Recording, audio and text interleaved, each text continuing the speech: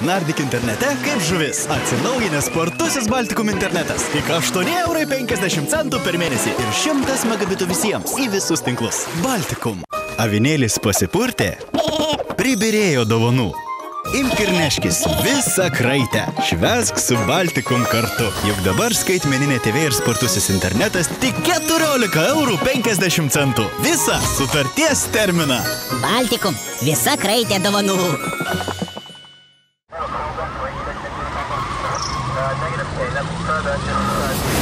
Sveiki reido gerbėjai ir priešai, jūs žiūrite laidą, kurią ir kuriate patys. Tai gatvių dokumentika, kuri yra neklastojama. Ilgai atsimins savo 56-ąjį gimtadienį pilietis Aleksandras, kuris sukėlė avariją, po kurios į ligoninę išvažiuos gimtadienininko su kulto automobilio keleivės mama ir 5 metukų mergytė. Vieną antradienį jau sutemus Klaipėdos policija gavo pranešimą, kad Smiltelės gatvėje įvyko avarija, o ją sukėlęs neblaivus vairuotojas ketina pabėgti. Prieš tai automobilio Peugeot Partner vairuotojas nesugebėjo sustabdyti savo automobilio ir šis trenkėsi į Renault Megane galą, kurio ekipažas laukė, kol automobilių kolonai užsidegs šalia šviesoforo signalas. Raudonas degė. Jo, Raudonas, sustojot, ne? O tas parlėkė, žiūriu, stabdymo kelias šitoks neprastas pasi. O jis toks iš karto toks neadekvatus buvo, taip? Jūs užgėręs esat, jo. Ta prasme, po jo iš karto, be jokių kompromisų. Bet jis mašinai sėdėjo, kaip priėjot, ne? Paskui paskambinau jums ir jisai žingsniavo, ten aš puoliau vytis. Ai, netgi jisai bandė pabėgti? O, tai dar čia atskiros kalbos tada su juo bus. Po avarijos vyrai išlipo pakalbėti, tačiau su Peugeot Partner vairuotojui nepavyko blaiviai pasišnekėti, nes jis buvo labai girtas. Labas vakaras, mielas ponė. Kaip viskas nutiko? Nežinau. Nežinot? Išgėręs esat? A jūs? Aš ne. Ir aš? Šį kartą nesu išgėręs. Ne. Jūs ne. Ko vardu, mielas ponė, esat? Pradėjot švęsti kovo 11, matau, taip? Čia, žinokit, greitoji atvažiuoja. Čia yra labai rimti reikalai. Vat kame reikalas. Čia labai rimti reikalai.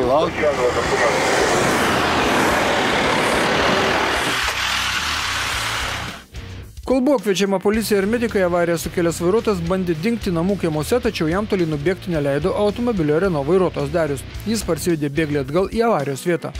Tai čia dar porą nemalonumų pas jūs yra. Jūs ponas bandėt pabėgti, pasirodo? Kažkaip už savo reikia veiksmus atsakyti, ar ne? A galite atsakyti man, kur pasigėrė tada? Tyla. Avarijos kaltininkas yra girtas. Sukaktuvininko organizme laikėsi vidutinis girtumo laipsnis 1,66 promilės alkoholio. Jis su savo girtumu nesutiko, parašų ant dokumentų nesudėjo, tačiau kam čia įdomu? Į ligoninę išvežtos automobilio Renault Megane keleivės mama ir 5-metė mergaitė. Mamai sumušta galva. Kovo 11-ąją Klaipėdoje reidą įsirašė itin gausios kelių policijos pajėgos. 7 ekipažai. Prajuokino sustabdytas latvis, kuris sakė, kad čia ne jo šventė. Jis negeria, ne to stabdot, stabdykit savus. O saviems juokinga nebuvo. Vilniaus plente, ko ne pirmas sustabdytas vairuotojas automobilio salone pasikabinęs 1 vietos medalį, buvo neblaivus. Jam nustatytas lengvas girtumo laipsnis 1,20 promilės alkoholio. Pilietis važiavo į darbą. Kadangi dirba užsienio kapitalo įmonėje, tai ten išeiginė diena paskelbta nebuvo. Išvakarėse susipyko su mergina, išgėrė 3 puslės alaus, dabar gailisi, labai gailisi, kad susipyko, gailisi, kad gėrė, gailisi, kad vairavo ir taip toliau ir panašiai. 1,20. Labas rytas. Pagirios? Į darbą važiavot, ilsėtis važiavot. Kas nutiko? Supratau, nekalbėsit. Kitoje Vilniaus plento pusėje sustabdyto Fiat Punto vairuotojas Redas vairuotojo pažymėjimą buvo pragėręs labai seniai, net laikas atsiimti jau praėjęs, tačiau tas neorganizuotumas buvo įvertintas kaip vairavimas be vairuotojo pažymėjimo. Bet kaip sakoma, viena bėda nevaikšto. Kol buvo rašomas protokolas, numirė automobilio Fiat akumuliatorius. Nedaug malonumo patyrė žmonės stumdami mašiną į kalną Klaipėdos link. Tuo metu tame pačiame Vilniaus plente kitoje kelio pusėje buvo sustabdytas išvažiuojantis iš miesto automobilis Audi A4. Jau antro šios laidos gimtadieninko organizme rastas fiksuotas lengvas girtumo laipsnis 0,54 promilės alkoholio. Kauniečiai po stintų žvejybos vyko namo. Beje, nors kartu gėrė, automobilio keleivio organizme promilių neaptikta. Jis buvo blaivus ir parvairavo mašiną į Kauną. Netrukus buvo užtverta Liepojos gatvė. Malonu išgirsti, kai šiuolaikiniai policininkai su užsieniečiais kalba angliškai neužsikirsdami. In which language do you speak? In English? Okay, so please in English, yes? Italian, so please in English, because... Or maybe in Lithuania. So you can speak in Lithuanian language? Okay, so because we are in Lithuania, yeah, so please give me a documents. Prašau, duokite dokumentus. Your English is pretty well. Oh, thank you. Liepojos gatvėje buvo sulaikytas vienas pilietis vairavęs be vairuotojo pažymėjimo. Prieš piet policijos ekipažai trumpam buvo užsukę į Liepų gatvę, čia panaikinta sustabdyto automobilio Volvo techninė apžiūra, nes vairuotojas teigdamas, kad nemoka tokių darbų, atsisakė nulupti nuo priekinių šoninių stiklų tamsintą plėvelę. Šių stiklų šviesų laidumas siekia 32,2%, o turi būti visas 70. Kovo 11 dienos proga mūsų krašte buvo sulaikyti dar 3 girti vairuotojai, 2 kelyje į Šilutę, o 1 prie Naujosios Perkėlos. Atvažiavo stintų pažvejoti. Tačiau šventės baigėsi ir prasidėjo kasdieniai pasibaksnojimai. Dėl avarijos Baltijos ir Šilutės žiedinėje sankryžoje užsikišo kelios kraujagyslės maitinančios miestą mašinomis ir išmetamosiomis dujomis. Čia susidūrė Mitsubishi Galantas ir Vilkikas. Vilkikas gavo į pasturgalį, nors atvažiavo į šalutinio kelio. Visi gyvi? Jo. Vilkiką vairavot? Ką? Vilkiką vairavot? Jo. O kurie jos atvažiavot? Nuo jokių žiedo? Antrą juostą. Antrą juostą? Ir į antrą važiavot? Ta prasme, čia iš antros važiavau, čia į antrą. Bet ne ta, kur šitas Passatas važiavo, ne ta juosta važiavo? Ne. Va ta? Jo, vidurinė. Supratau. Ir jūs galvot, kad jums atsimušė galą? Taip. Aha. Kaip, kas kaip važiavo, kas su fūra važiavo? Aš iš antras juostas važiavau, čia į antrą. Klausau. No. O aš tenais paražiau antrą juostą. Ir dar lengva iš pirmos įsuka. Vos lengva jisai, nes žiauriai greit parskrido jisai. Jisai staigiai praskrido. Aš matau, kad smūgis, jau tu buvai seniai sandžiai, tai šitas smūgis po tai vietą. Jisai tiek greit. Šūkas pabilo tas smūgis. Visą dabar. O ten būtų palajotas, tai būtų užkiško, tu matiesi, kaip į galą. O, jisai daugį greičių parskrido. Bet kaip, lem? Aš važiavau, jisai turi. Nes sakau, man prašoko audinę dar kažnuosi. Grinai jisai, kad tu kokį greičių parskridai, tu buvai turi, kas išvažiavo. Toj vietoj smūgis. Jau būras, ten kaip vietoj, pilnai žiedai. O tu važiavai tiesi galą. Taigi kamščiai susidarė todėl, kad vyrai skirtingai vertino avarijos aplinkybės. Atvažiavo policijos pareigūnai ir paaiškino tą patį, kad labai jau į galą atsitrenkta. Jeigu truputį būtų į Vilkiko šoną, tai tada taip, jo vairuotojas būtų likęs kaltas dėl avarijos. O dabar ir greičių saugesnių reikia važiuoti, nes kaip žiediniai avarijai, tai priekinis variklio dangtis per daug sugarbanotas. Dabar leiskite atsipūsti. Dabar mūsų eterėje reklama ir anonsai, nuo po to laidoje žiūrėkite. Koks reidas be policijos reido. Galinio Pylimo gatvėje vos nesutraiškyta šeima ir kiek įžūlumo reikia turėti, kad padarius avariją pabėgtum, grįžtum, susirinktum įkalčius ir vėl dingtum. Visą tai ir dar daugiau jau po reklamos.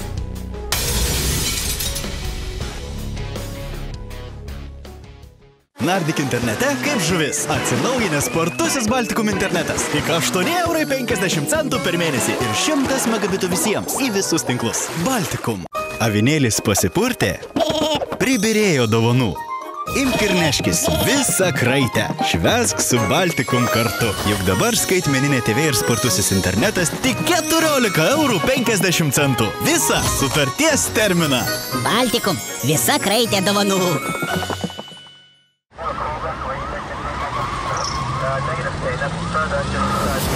Tai buvo visa reklama ir anonsai, nuo mes tęsime pažadėtus darbus. Netrukus savo ekranuose išvysite neįtikėtinai įžūlumą ir neatsakingumą ir chamiško vairavimo pavyzdį. Čia Galinio Pylimo ir Sinagogų gatvių sankryža. Per pėsčiųjų perėją žingsniuoja tėvas su 2 vaikučiais. Kai staiga atskrenda automobilis Mazda 323F ir vos nevyksta tragedija, kokios mieste dar nebuvo. Tėvas spėjo stumtelti vaikus nuo mirties nagų. Mazda dingo. Bet su tokia vairavimo filosofija tas vairuotojas mūsų laidoje pasirodys tikrai. Žiūrim dar kartelį. Idiotas, ne kitaip. Arba štai prašau kitas prastos ir netoleruotinos vairavimo filosofijos pavyzdys. Šiaurės prospekte prie vieno prekybos centro automobilio Mercedes ML vairuotoja, važiuodama atbula kliudė kitą automobilį ir nuvažiavo. Istorija tumi nesibaigė. Vairuotoja grįžo, apžiūrėjo įvykio vietą, susirinko įkalčius, šukės ir vėl nuvažiavo. Kas ji? Ši moteriškė taip negražiai pasielgusi su kitu automobiliu. Štai jie ateina į prekybos centrą. Gal kas pažino ją? Ir mes sakome, kad Facebookas yra jėga. Mes pirmieji į savo paskyrą įdėjome šios moters nuotrauką, kviesdami ją atsiliepti arba atsiliepti tuos, kurie pažino šią moterį. Nes taip negali būti. Avarijos turi būti išaiškintos. Nuotrauka Facebooko profilyje pratupėjo tik porą valandų, o policija jau buvo pranešta, kur ji gyvena ir kas ji tokia.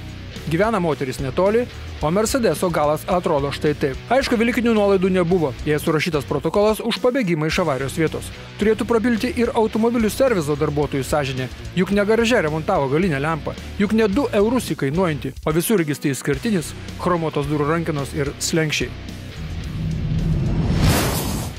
Šeštadienio rytą suklydo tie, kurie į Klaipėdą važiavo ne Vilniaus plentu, nes ten vyksta labai dažni policijos reidai, ypač savaitgalį, o pasuko per Rimkus, nes būtent čia Rimkose išsirikavo kelių policijos pajėgos. Ir iš karto pasipylė promilės leistinos, bet promilės 0,22, 0,26 ir taip toliau ir panašiai. 0,25, antras nedapučimas, supratau. Kitiems save įtarinėjantiems sekėsi sunkiau pūsti. Ar esat pūtęs? Рули когда-нибудь?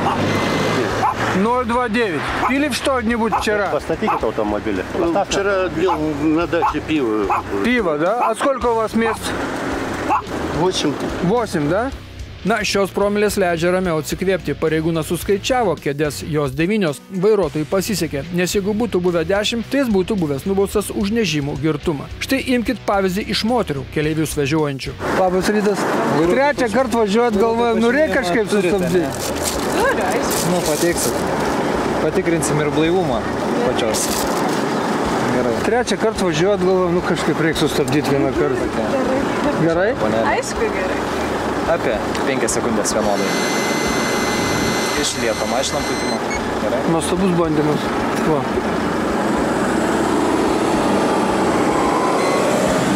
Ačiū. Geros dienos. Buvo patikrintas vairavimo instruktorius iš Šilutės. Keleivio sėdynėje sėdėjęs vyriškis buvo blaivus, instruktavo žmogų, kaip reikia vairuoti, nors pats tai turėjo tik laikinąjį vairavimo pažymėjimą. O jie žinia išduodami iki sprendimo bylose, kuriuose nagrinėjami didelių greičių viršijimai, avarijos ir neblaivumas vairuojant. O šių promilių savininkas paaiškino, kad yra širdininkas. Išvakarėse apie 8 val. Vakaro išgertas butelis alaus ir vaistai. Sakė, gali dokumentus parodyti, kad yra ne visai sveikuojantis. 8 vakaro, o tas alus gal 7 laipsnių? Ne, aš tokio aplamai nevartoju. Ne? Nes niekaip neįmanoma. Vienas degtinę geria ir neįpučia, kitas vieną butelį alaus išgeria ir 0,11. Čia aišku leidžiama norma, bet tik kada mums padarys nulius, tai aš nežinau, ką mes aiškinsimės. Ne, vyrai, aš galiu atnešti dokumentus. Ne, tvarkoju. Tikrai širdininkas ir vaistus vartoju po 8 tabletės. Čia nieko pats nereikia rodinėti. 0,11 galima tiesiog. Šiaip įdomu, sakau. Aš teisybę sakau man šitą. Šiaip įdomu, kada mums padarys visiems 0,3, ką mes tada kalbėsim, apie kokius vaistus mes kalbėsim, vat apie ką aš kalbu. Taigi, kas bus, jeigu mūsų valstybėje bus priimtas 0 promilių įstatymas, tai jokie dokumentai nepadės, nes nėra vaistų nuo širdies, nuo kurių būtum pagiringas. Pavasarį suskamba laukuose ir dviratininkams priminsime amžinas tiesas. Bet tai reikia lemenės, pons, vis tiek, Nu, įsigysim, nusipirksit. Nusipirksit? Jo. Aš jums duosiu dabar, gerai? Dabar palaukit, aš jums atnešiu lemenę, tuoj pat. Dėkui. Va, žmogau. Prašau lemenę. Dėkui. Ačiū. Ir du atšvaitai, vienas ant kairės, kitas ant dešinės. Ant kaklo nereikia atšvaito dėti. Bet apsirenkit, bons, ir viskas.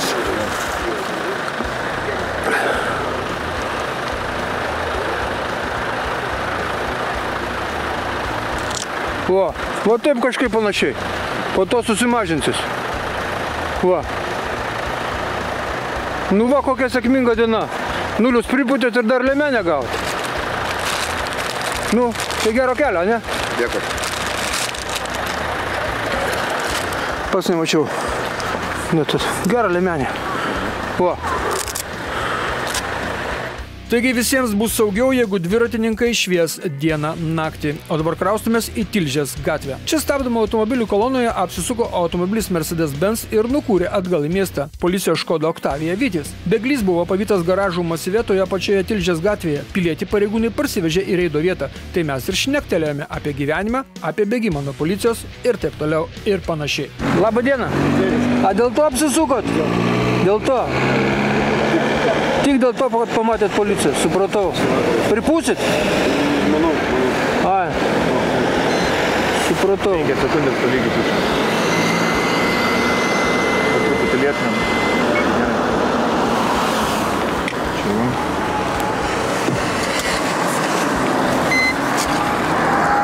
Kiek? Parėjus, aš paškiau iki masų. Palaukit, dokumentus dar reikia žinoti. Nu tai viskas tvarkoj, nu. Bet kaip bijoju, žinau, bet Nu. bijoti. Eik sau. Tai ko tu bijoji? Ne, nu suprant, aš ir vakar man sako, jau nebegerk, žinai. Nu tai aš jau jūs pabaliavojom, čia Piterį dar pabuvom. Ir, žinai, ir vis normaliai, atsikeliu, žinai, ryt, bet aš esu mažai miegojęs, žinai. Aha. Ir vai pavargęs, va, jau... O kaip jautiesi dabar pats? Jaučiuosi tikrai negirs, bet pavargęs, žinai. Tai klausyk, ir ką žmona sako, sukis? Ne, tai aš pats vis suku, sako, tai kam tu besuki, žinai, sakau, vis, sakau, nu gal spėsi, biškit. Eik sau, nu gerai, gero kelio, iki.